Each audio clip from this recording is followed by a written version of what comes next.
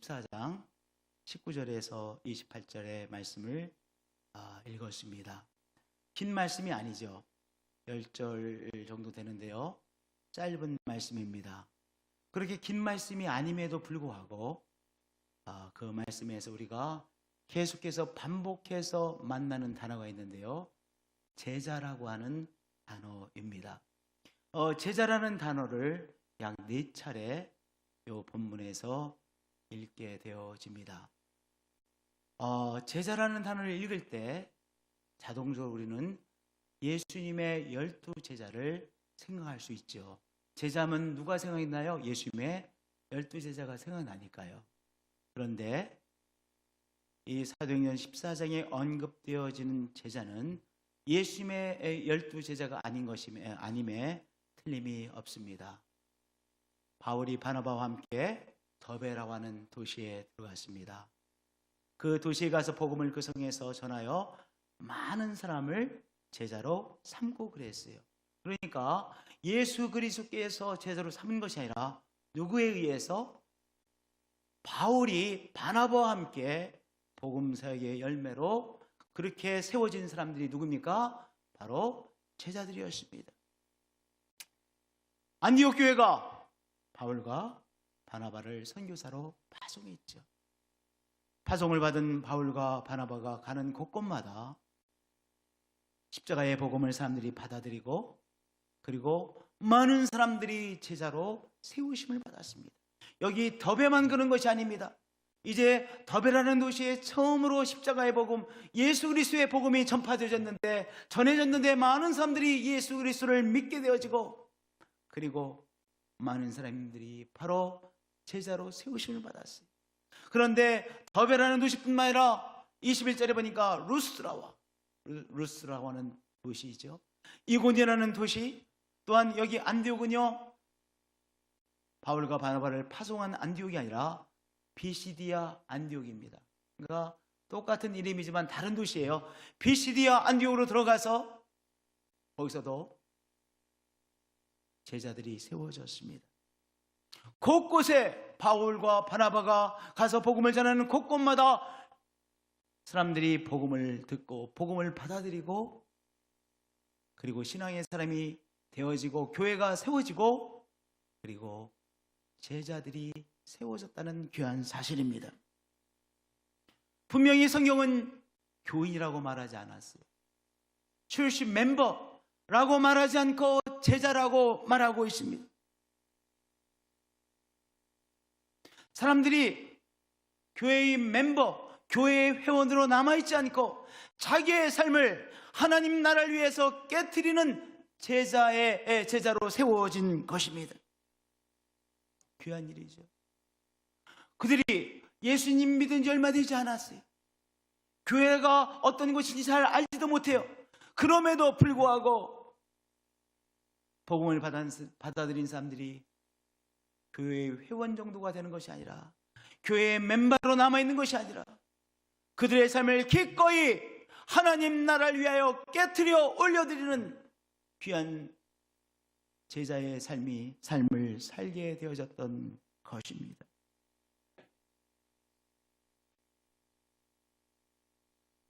교인으로 남아있는 것보다 비교할 수 없이 중요한 것이 무엇입니까? 자기의 삶을 깨트려 드려 바로 제자의 삶을 사는 것이죠. 여기 루스라 교회, 이고니온 교회, 안디옥 교회는요, 세상적으로 볼 때 정말 보잘것없는 교회였습니다. 우리가 교회에서 가끔 다락방이라는 단어를 들을 거예요. 성경 교재에도 다락방이라고 하는 교재가 있지 않습니까? 어퍼룸 다락방. 우리 옛날에 다락방이 있었잖아요. 이 유대인들의 집 문화에도 다락방이 있습니다. 저 다락방은 넓은 홀이지요. 넓은 공간이죠. 루스라 교회 어떤 사람의 다락방에서 모인 그러한 초라한 교회였습니다. 그러니까 루스라 교회, 다른 말로 표현하면 다락방 교회였습니다. 이고니온에 이제 막 세워진 교회, 다락방 교회였습니다. 비시디아 안디옥에 세워진 교회, 어떤 교회에서요? 다락방 교회였습니다. 여러분들, 로마 제국 하면 우리 머릿속에 떠오르는 몇 가지가 있죠. 예를 들어 법률, 법 이런 것이 떠오르죠. 그것과 함께 로마 제국의 가장 유명한 것 중에 하나가 건축입니다. 로마의 건축은 대단하죠. 지금도 기원전 7세기, 6세기 전에 지어진 건물들의 그것들이 남아 있습니다. 아니, 기원전 6세기, 기원전 7세기 전에 있었던 로마에 지어졌던 하여튼 그것들이 남아 있어요. 왜냐? 무엇으로 지어졌기 때문에? 대리석으로 엄청난 건물들이 지어졌습니다. 건축을 뭐라고 말합니까? 영어로 아키텍이라고 하잖아요. 아키텍처. 그래서 ARCH라고 하면요, 아크 하면 크다는 소리예요. 크다는 소리. 아키텍처, 건축, 큰 것이라는 거예요. 큰 것이라는 거예요. 로마 제국의 건축은 대단했습니다. 대리석으로 대단한 건물을 지었습니다. 제가 한 번은요, 로마에 있는 조그마한 이제 말씀 전하러 갔는데 조그마한 호텔에 묵게 되어졌습니다.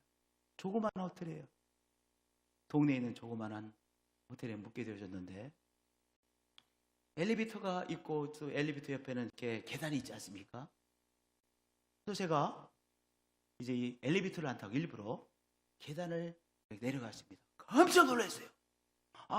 우리 같으면 계단 그쪽은 거의 안 사용하는 거, 그것은 그저 비상구로 사용하는 거니까 계단 쪽에는 대리석 안 쓰잖아요. 안 쓰는 계단, 별로 안 쓰는 계단이에요. 자주 쓰는 계단이 아니라 다 엘리베이터를 사용해. 그 비상구로 그저 해놓은 거야. 그런데요, 계단을 내려가면서 제가 깜짝 놀란 것은요, 그 계단에 다 너무나도 아름다운 대리석으로 돼 있다는 거예요. 돼 있더라고요. 로마의 건축물은 정말로 멋있었습니다. 그 많은 멋있는 건축물들이 있는 곳에 루스드라의 어느 집에 다락방에서 모이는 교회, 얼마나 보잘것없는 교회입니까? 아무도 시선을 집중하지 않는 교회입니다. 물론 이 유대인들만 저놈의 교회 하지만 로마 제국의 일반 사람들은 전혀 관심을 기울이지 않습니다. 왜냐? 아무 힘도 없는 보잘것없는 모임이기에. 그런데요, 그 인간적으로 볼 때 너무나도 초라해 보이는 이 다락방 교회, 누가 가득했어요? 제자들이 가득했습니다. 22절에 보니까 루스드라와 이고니온과 안디옥으로 돌아가서 제자들의 마음을 굳게 하여, 루스드라의 교회, 이 다락방 교회 제자들이 가득했습니다. 이고니온 다락방 교회 제자들이 가득했습니다. 안디옥 다락방 교회 제자들이 가득했습니다. 하나님의 나라를 위하여, 하나님의 나라라고 하면 자기의 삶을 기꺼이 깨트려드리는 제자들이 가득한 교회였습니다. 하나님이 보시기에 그 교회는 다락방에 모이는 초라한 교회가 아니라 영광스러운 교회였습니다. 능력 있는 교회였습니다. 하나님께서 사용하시는 교회였습니다. 마귀가 볼 때 이 루스드라 다락방 교회는요, 초라한 교회가 아니라 보잘것없는 교회가 아니라 없어질 교회가 아니라 하나님의 역사를 감당하는 너무나도 무서운 교회였습니다. 누구에게? 마귀에게. 뭐냐? 루스드라 다락방 교회 제자들이 가득했기에, 이고니온 다락방 교회 제자들이 가득했기에, 안디옥 다락방 교회 바로 하나님 나라를 위하여 자기의 삶을 깨트려 드리는 제자들이 가득했기에 마귀가 무서워 벌벌 떠는 교회였던 것입니다.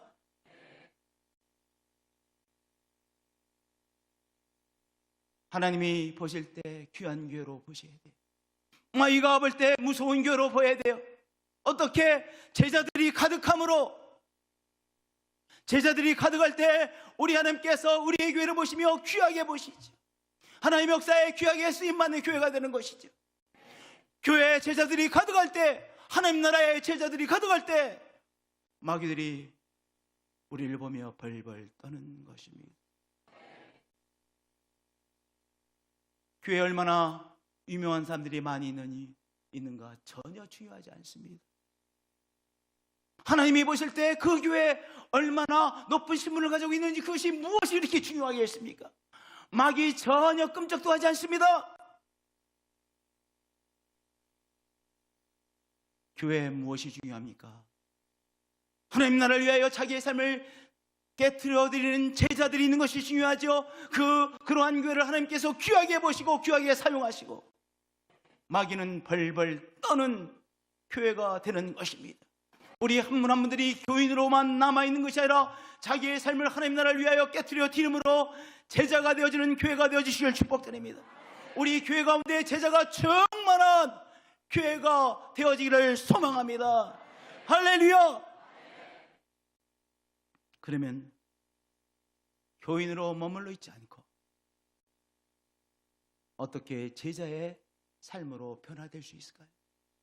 우리가 그저 출시 멤버, 교회에 그저 회원으로 남아있지 않고, 교인이라는 것은 무엇입니까? 처치 멤버예요. 그런데 처치 멤버로 남아있지 않고 하나님 나라를 위하여 귀하게 쓰임받는 바로 그리스도의 제자, 하나님 나라의 제자의 삶으로 어떻게 살면 우리가 하나님 나라의 제자의 삶을 살게 될 수 있을까요?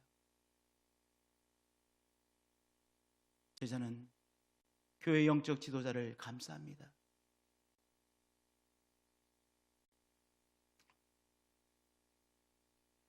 이 2절의 말씀을 제가 읽겠습니다. 제자들이 둘러섰을 때 바울이 일어나 그 성에 들어갔다가 이튿날 바나바와 함께 더베로 가서, 이 말씀은 조금 배경 설명을 해야 될 것 같아요. 사도 바울이 1차 선교 여행이거든요. 안디옥 교회의 파송을 받아서 비시디 안디옥이라는 도시에 가가지고 복음을 전했는데 많은 사람들이 복음을 받아들였습니다. 자연스럽게 교회가 세워졌죠. 그리고 정말 그 사람들이 열심히 하나님을 섬겼습니다. 이 비시디아 안디옥에서뿐만 아니라 그 다음에는 이제 바울이 이고니온이라는 도시로 들어갔어요. 이고니온에서도 많은 사람들이 예수님을 구세주로 받아들이고 교회가 세워지고, 그리고 또한 그 많은 제자들이 교회에 가득했습니다. 그 다음으로 간 도시가 루스라고 하는 도시였습니다. 근데 점점 바울의 사역을 통해서 사람들이 그리스도인이 되어지고, 그리고 교회가 세워지는 것을 보고 어떤 유대인들이요 막 격분하기 시작했어요. 어떤 유대인들이 막 증오하기 시작했습니다. 누구를? 바울과 바나바를. 그래서 이 바울과 바나바를 쫓아온 것입니다. 어디까지 쫓아왔냐면 루스라고 하는 이 도시에 쫓아왔어요. 유대인들의 마음속에는 바울에 대한 증오심으로 가득합니다. 미움으로 가득합니다. 기회를 노리고 있죠. 한두 사람이 아니에요. 여러 명의 유대인들이 바울과 바나바를 이제 죽여버리려고 생각하고 있었어요. 근데 기회를 잡았습니다. 바울이 혼자 있는 거예요. 그래서 혼자 있는 바울을 이제 주인은 돌을 주워다가 던지기 시작했습니다. 그래서 돌을 이렇게 살짝 던진 것이 아니에요. 증오심으로 가득해서 이 돌을 가지고 바울을 향해 던졌습니다. 이제 그 모인 사람들이 계속해서 돌을 던지죠. 돌을 맞고 바울이 쓰러졌죠. 얼마나 돌을 던져댔는지 이 바울이 의식을 잃어버렸습니다. 축 늘어졌습니다. 막 머리에서 피가 낭자 흐릅니다. 이제 죽었다고 생각했어요. 그래서 숲에다가 이 바울을 데려다가 질질 끌고 가다가 버렸습니다. 이제 바울은 죽어가고 있습니다. 조금 더 시간이 지나면 바울은 죽겠죠. 그런데요, 바울이 어려움에 처했다는 소식을 듣고 이제 이 제자들이 루스드라에 있었던 루스드라의 이 다락방 교회의 이 제자들이 소문에서 바울을 찾아다녔습니다. 찾아가서 보니까 어떻게 됐어요? 죽어가고 있어요. 온몸에 피가 낭자히 흐르고 의식을 다 잃어버리고 이제 죽어가고 있어요. 그래서 이 제자들이요 이 바울을 둘러쌉니다. 감쌌습니다. 이 제자들이요 이 루스라 다락방 교회의 제자들이 바울을 감쌌습니다. 그의 몸에서 흙을 다 닦아주고 약을 바르고 바울에서 간절히 감싸서 기도하고 안고 기도하고, 더 이상 외부에서 바울을 공격하지 못하도록 바울을 감싸고, 그랬더니 바울이 어떻게 됐어요? 의식을 회복했습니다. 의식을 회복할 정도가 아니라 이제 일어났습니다. 그래서 부축하고 다시 루스드라 성 루스드라 도시로 들어갔고, 바울이 완전히 회복해서 다시 더베를 향해서 선교여행을 계속할 수 있었습니다. 제자들이 무엇했어요? 제자들이 그들의 영적 지도자인 바울을 그들의 온몸으로 감쌌습니다. 제자는 어떤 사람이냐? 영적 지도자를 감싸고 있는 사람입니다. 아멘. 여러분들, 마귀가 우리들을 공격하죠. 이 모양 저 모양으로 마귀가 우리를 유혹합니다. 공격합니다. 유혹이라는 것도 공격이잖아요. 이 모양 저 모양으로 우리를 마귀가 공격하는데 가장 집중적으로 공격하는 게 누구겠어요? 영적 지도자예요. 왜냐? 교회 영적 지도자 한 사람이 쓰러지면 교회가 쓰러지잖아요. 교회 영적 지도자가 시험에 빠지면 교회가 시험에 빠지잖아요. 그러니까 교회를 와해시키는 가장 쉬운 방법, 지름길의 방법은 무엇입니까? 간단하죠. 교회의 영적 지도자를 시험에 빠뜨리는 것이죠. 그러니까 이 마귀는 집중적으로 교회의 영적 지도자를 공격합니다.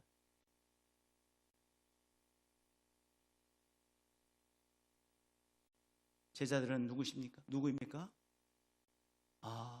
교회 영적 지도자가 쓰러지면 교회가 큰 상처를 받는 것을 알고 교회 영적 지도자를 바로 그들의 온 몸으로 온 마음으로 감싸고 있는 사람인 것이죠. 아멘. 감싸는 사람의 누구를? 영적 지도자를. 그렇다고 해서 영적 지도자의 제자는 아닌 거예요. 다 누구의 제자? 예수님의 제자고 하나님 나라의 제자들이시죠. 저를 한번 따라서 해요. 나는 하나님 나라의 제자입니다. 예, 우리 한 분 한 분들은 하나님 나라의 제자입니다. 그러나 하나님 나라의 제자는요, 교회의 영적 지도자를 감싸요. 왜냐? 그래야만 교회가 하나님 나라의 역사에 함께 쓰임 받을 수 있기 때문인 것이죠.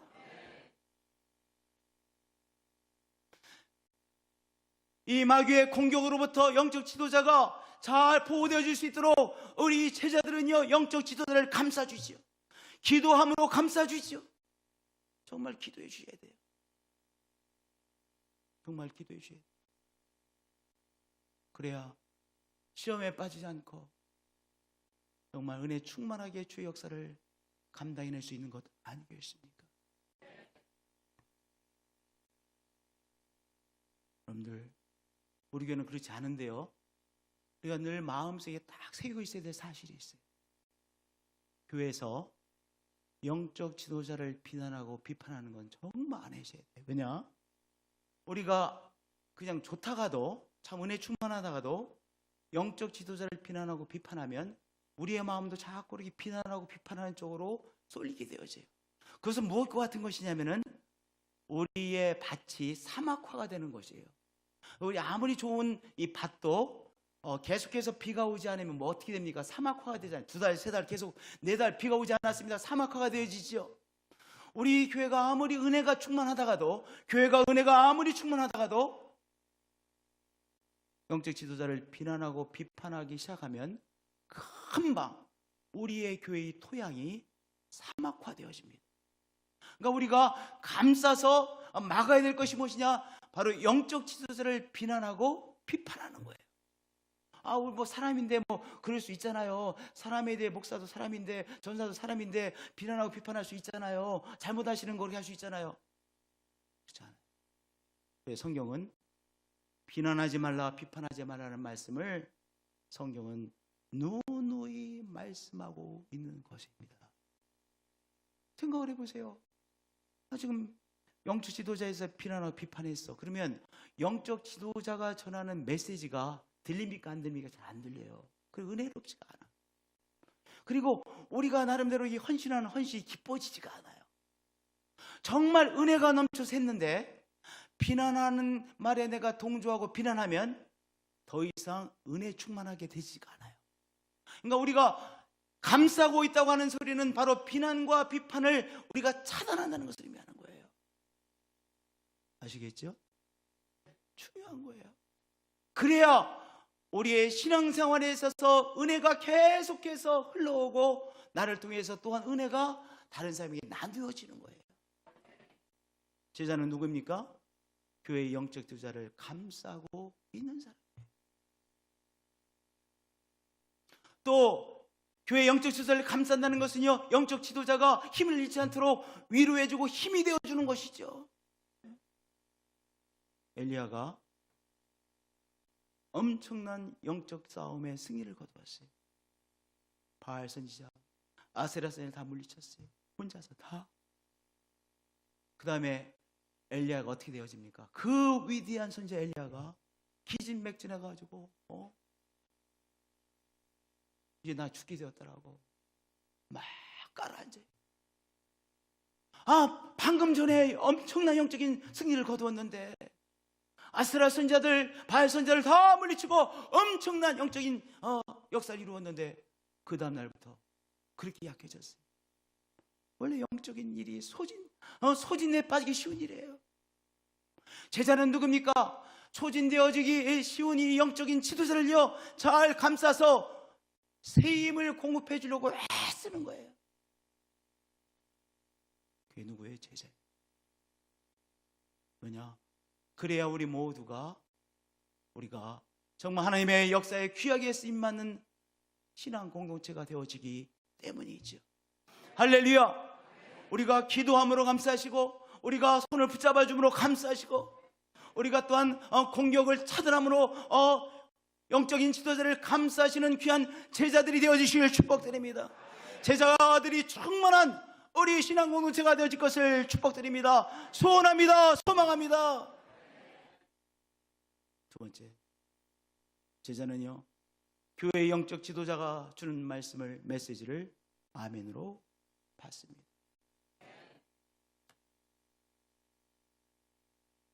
목사니까 그렇게 설교하는 거야, 이렇게 생각하며 설교를 들을 수가 있어요. 그러면 목사가 주는 메시지가 하나님의 말씀을 들려야 안 들려요? 절대로 안 들리죠. 목사니까 하는 말이야. 아니 그렇게 딱 마음에 이 바리케이트를 쳐놨는데 하나님의 말씀을 절대 들리지 않습니다. 또는 우리가 안 목사는 참 말씀은 잘 전해, 그리고 맞는 소리를 참 한다, 지적 동의를 할 수 있어요. 동의는 할 수 있어요. 맞는 말이다. 그래도 안영건 목사는 목사로서 수준 있는 설교를 하네, 그렇게 생각할 수가 있어요. 그러나 그것은 그렇게 생각하는 것뿐이지 더 이상 하나님의 말씀으로 들리지 않습니다. 언제 메시지가 하나님의 말씀으로 들립니까? 아멘으로 내가 응답할 때 그 메시지가 나를 위한 하나님의 말씀으로 받아들여지는 것입니다. 그래서 아멘으로의 응답이 중요한 거예요. 아무리 귀한 말씀도 귀한 메시지도 내가 아멘으로 받아들이지 않으면 그저 말에 불과한 거예요. 그런데 이제 이 로고스가 언제 레마가 되는 것입니까? 나를 위한 하나님의 말씀이 되어지는 것입니까? 내가 아멘으로 그 말씀을 받고 아멘으로 응답할 때 나를 위한 하나님의 말씀이 되어지는 것이죠. 루스라 다락방교회, 이고니온 다락방교회, 안디옥 다락방교회에 공통점이 있었습니다. 바로 그들에게 주는 바울의 메시지를 하나님의 말씀으로 받았다는 것입니다. 아멘으로 응답했다는 것입니다. 루스라 다락방교회, 이고니온 다락방교회, 안디옥 다락방교회 바울이 가서 제자들의 마음을 굳게 하여, 무엇으로? 메시지로. 바울이 메시지로 마음을 굳게 하여 이 믿음에 머물러 있으라 권면했습니다. 말씀을 전했습니다. 메시지를 주었습니다. 그들이 이 말씀을 무엇으로 받았어요? 아멘으로 받았기에 제자의 삶을 살 수 있었던 거예요. 우리가 정말 메시지를 하나님의 말씀으로 받을 때 하나님의 말씀이 나에게 양식이 되고 힘이 되어서 믿음으로 살게 되어지잖아요. 우리의 삶에도 지금 나름대로 다 도전들이 있습니다. 이 일주를 살아가시기 위해서 여러분들 나름대로의 이 모양 저 모양의 어려움들이 있었죠. 우리의 직장에서, 우리의 가정에서 감당해야 되는 어려움들이 있었을 것입니다. 그 어려움들을 우리가 무엇으로 감당해내는 사람들이에요? 하나님 말씀이 주시는 바로 그 충만함으로 감당해내는 것이죠. 우리의 삶은 늘 소진되어져요. 이 모양 저 모양으로 우리는 소진되어져요. 그런데 하나님의 말씀으로 내가 받을 때, 아멘으로 응답하여 받을 때, 하나님의 말씀이 나에게 주는 믿음의 충만함으로 우리의 삶을 감당해내는 것이죠. 주의 일도 무엇으로 감당하는 거예요? 하나님 말씀이 주는 새 힘으로, 그 능력으로 감당해내는 것이죠. 그러니까 우리가 하나님 나라의 일도, 우리 또한 우리의 삶의 일도 산도 무엇으로 감당하는 거예요? 하나님 말씀이 우리에게 주시는 새 힘, 새 권능으로 감당해내는 것이죠. 우리가 말씀을 무엇으로 받아야 돼요? 정말 아멘으로 받아들여요. 말씀, 똑같은 말씀 전하는 것 같죠? 아니, 성도님들 생각해 보세요. 성도님들, 이 목사, 이 선생님들은요, 1년 내지 많아봤자 이 3년의 커리큘럼만, 3개의 커리큘럼만 있으면 되잖아요. 고등학교 선생님 중학교로 가지 않는 한, 중학교 선생님 중학교 선생님을 계속 계시면 3년간의 이 노트 있으면 돼요. 근데 목사는요, 매일 새 음식도 전해야 돼. 새 음식을 만들어서 전달해야 돼. 근데 어떻게 매일 아주 새로운 말씀, 야 정말 프레시하다, 야 우리 말씀, 우리 목사님이 전혀 말씀하지 않는 새로운 영적인 비밀을 전하시네. 어떻게 그렇게 하겠어요? 결국은 다 똑같은 말씀이죠. 다 큰 카테고리에 보면 다 비슷한 말씀이에요. 그런데 우리가 다만 하나님의 말씀을, 그 메시지에 똑같아 보이는 하나님의 말씀을 아멘으로 받는 것이지요. 그러면 그 말씀이 나에게 힘을 주어서 오늘의 삶을 감당해내게 되는 거예요.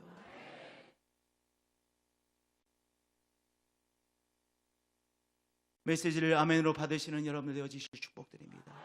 그 사람이 누구예요? 제자예요, 제자. 매일 메시지를 하나님의 말씀으로 지속적으로 아멘으로 받는 사람이 제자입니다.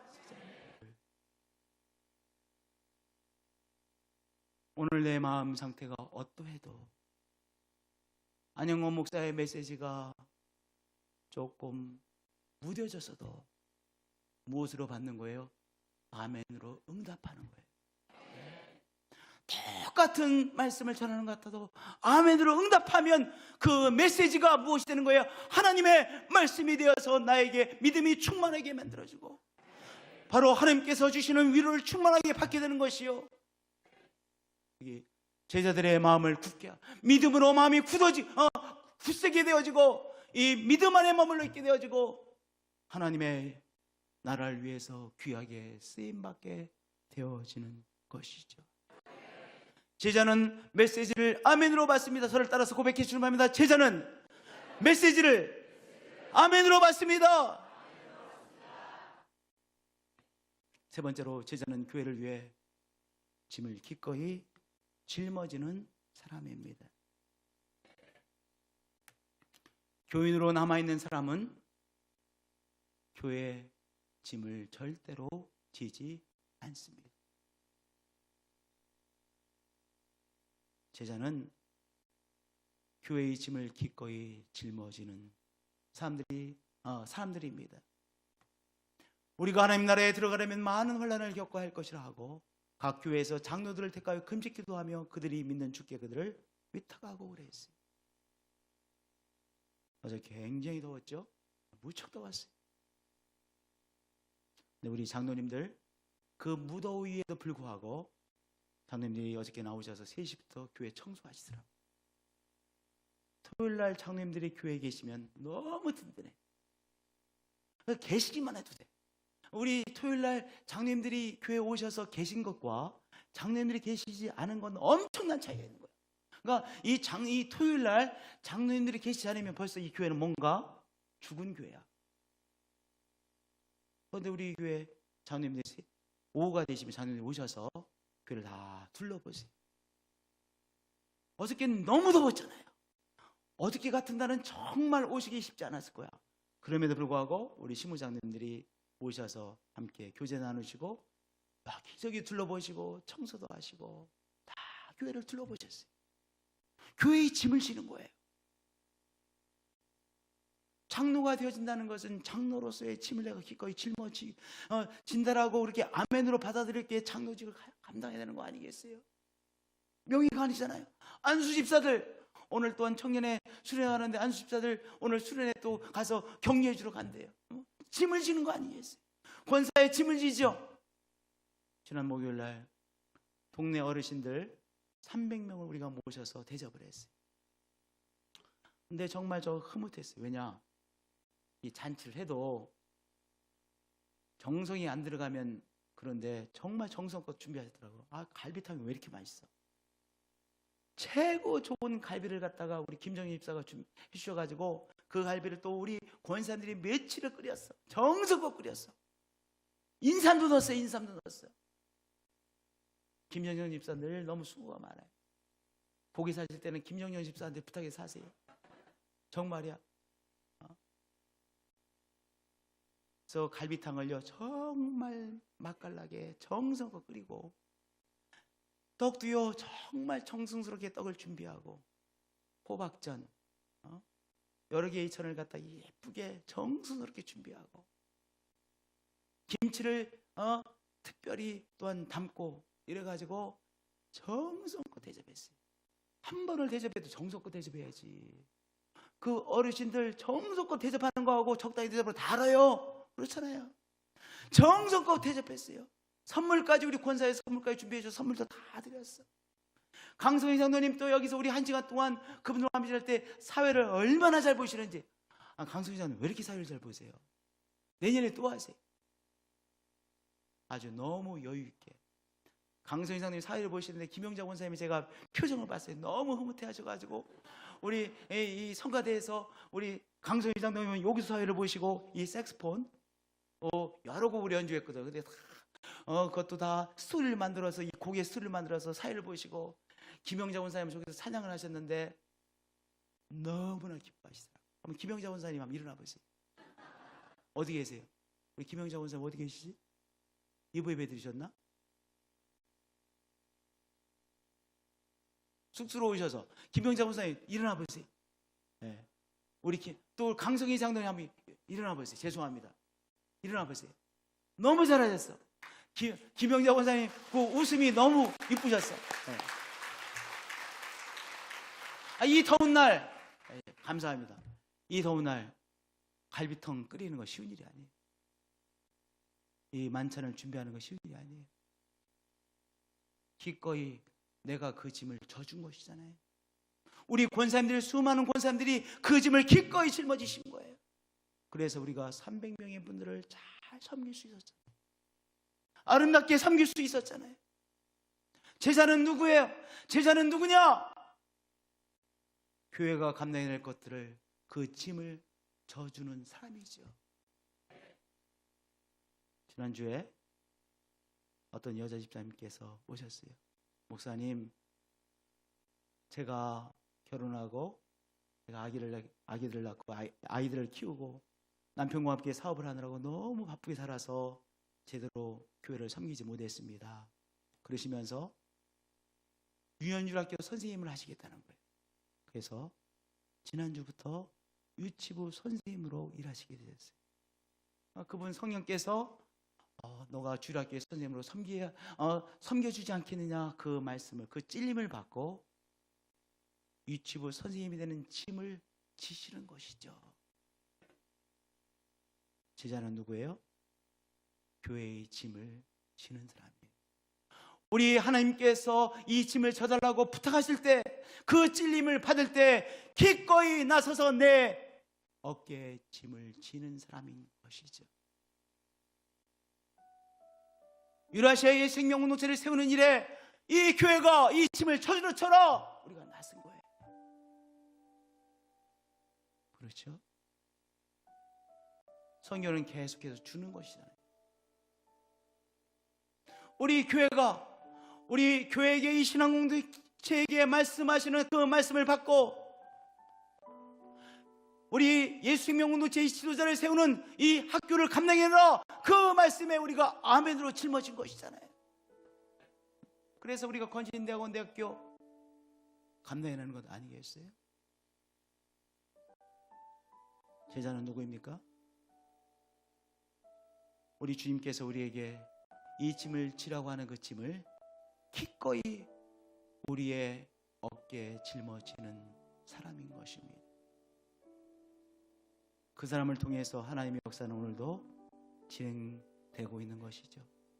그 신앙의 공동체를 통하여 하나님의 나라의 역사는 오늘도 진행되어지고 있는 것이죠. 이 교회, 하나님께서 보시기에 영광스러운 교회가 되어지기를 소망합니다. 우리 교회, 마귀가 보며 벌벌 떠는 교회가 되어지기를 소망합니다. 어떤 교회? 제자들이 충만한 교회 말입니다. 출시 멤버로 그저 남아있는 교회가 아니라, 성도가 아니라 우리 한 분 한 분들이 하나님 나라의 제자가 되어서 하나님 나라의 역사에 우리 자신을 깨뜨려드리는 멋진 쓰임받는 신앙공동체가 되어지기를 소원합니다. 하나님께서 여러분을 제자로 사용하실 것입니다. 하나님 사랑합니다. 경배합니다. 하나님, 저희들을 한 사람 한 사람을 제자로 세우시고 제자로 사용해 주시고 하나님 나라를 건설해 나가는 바로 예수의 통지로 사용해 주시는 하나님을 높이고 경배합니다. 우리에게 새롭게 결단하여 정말로 우리 하나님께서 귀하게 여기시고 보시는 제자의 삶이 되게 하시고 제자가 가득한 신앙 공동체가 되어서 하나님의 역사에 멋지게 쓰임받는 우리 신앙 공동체로 축복해 주옵소서. 김도균 목사님 사역, 이 사역에 하나님께서 함께 해주시고 하나님의 은총이 충만하게 나타나는 귀한 사역이 되게 하시고 박윤선 목사님 네 분의 이 사역에 하나님 함께 해주셔서 아름다운 신앙공동체, 뉴욕을 뒤집어 놓는 신앙공동체 사역이 될 수 있도록 역사해 주옵소서. 하나님, 이 아브라함 목사님, 고은혜 목사님 네 분의 이 사역에 함께 해주셔서 이 런던을 변화시키는 귀한 하나님 나라 공동체로 사용해 주옵소서. 제자들이 날마다 더해지는 교회가 되게 하여 주옵소서. 주 예수 그리스도의 이름으로 기도하였습니다.